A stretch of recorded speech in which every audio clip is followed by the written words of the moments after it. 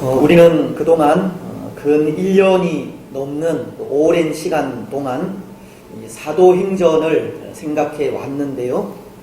오늘이 대망의 마지막 시간입니다.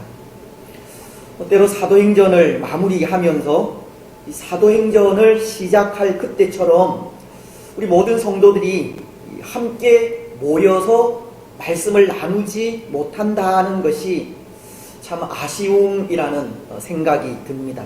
왜냐하면 교회는 하나님께서 부르신 사람들의 모임이기 때문입니다. 하나님께서 부르신 자들이 모여서 함께 하나님을 예배하고 함께 하나님을 찬양하며 함께 하나님의 뜻을 이루어가는 곳이 교회이기 때문입니다.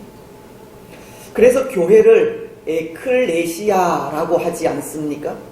우리가 사도행전을 시작하면서 3장을 통해 생각한 부분인데요. 이 에클레시아라고 하는 말은 밖에서부터 불러내었다라는 의미의 말로 예수님을 중심으로 하나 된 믿음의 공동체를 일컫는 말입니다.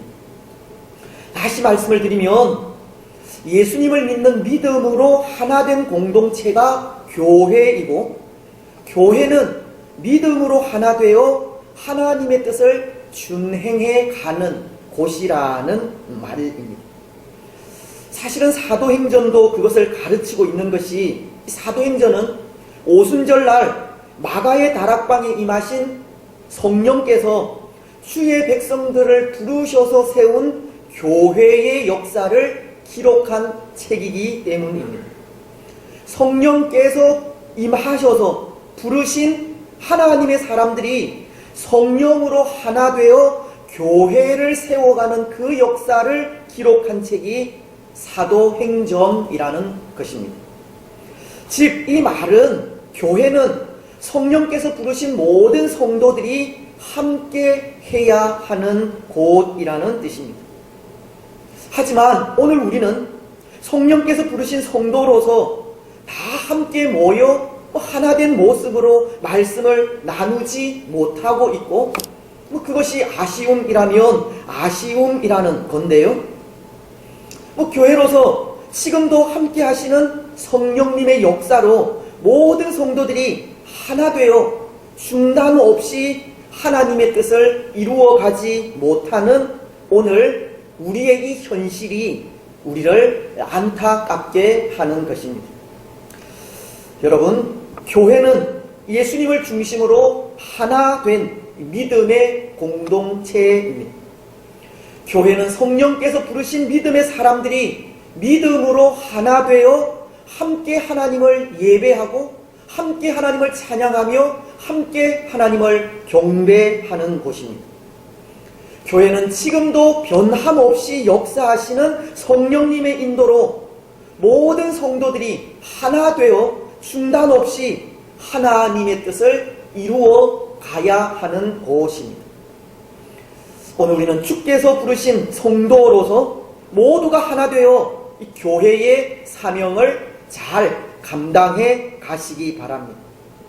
비록 오늘 교회된 우리가 다 함께 모여 예배하지 못하고 다 함께 모여 하나님의 말씀을 나누지는 못하지만, 교회는 성도된 자들이 함께 모여 하나님의 뜻을 이루어 가는 곳임을 기억하면서 교회로서 더 하나 되어 더 아름답게 하나님의 뜻을 이루어가는 우리 모두가 되었으면 좋겠습니다. 그래서 그런 생각을 해봅니다.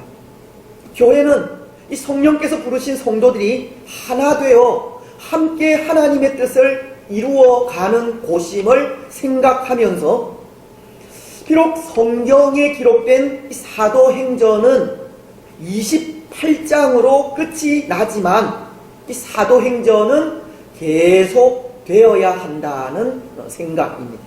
무슨 말씀이냐면, 혹 기억을 하실지 모르지만 이 사도행전을 시작하면서 사도행전을 또 다른 말로 성령행전이라고도 부른다 했는데요. 이 사도행전이 성령행전이라는 것은 성령의 역사로 교회가 시작되고 또 성장에 가게 되었다라는 의미로 그 역사가 변함없이 지금도 계속 되어져 가야 한다는 뜻입니다. 사도들이 사역한 그 당시에 활동하신 성령께서 오늘날에도 변함없이 활동하고 있고, 성령께서 지금도 변함없이 활동하신다면 성령의 그 역사로 교회는 오늘날에도 계속해서 세워지고 자라가며 성숙해 가야 한다는 겁니다.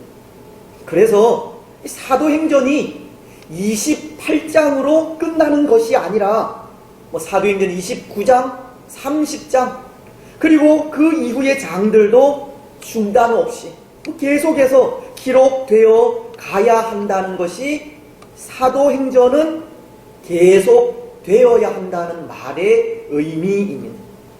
교회의 역사는 중단 없이 계속 진행되어야 한다는 겁니다.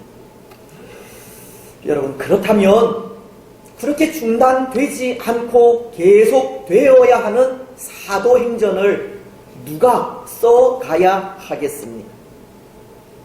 오늘 교회된 우리들입니다.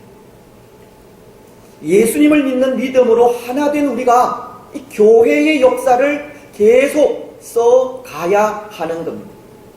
그래서 사도행전 29장은 우리 가정을 향해 역사하시는 하나님의 역사가 기록되어야 하고, 사도행전 30장은 우리 교회를 향해 역사하시는 하나님의 역사를 기록해 가야 하며, 사도행전 31장은 이 나라와 이 민족을 향해 역사하시는 하나님의 역사를 기록해 가야 하는 겁니다.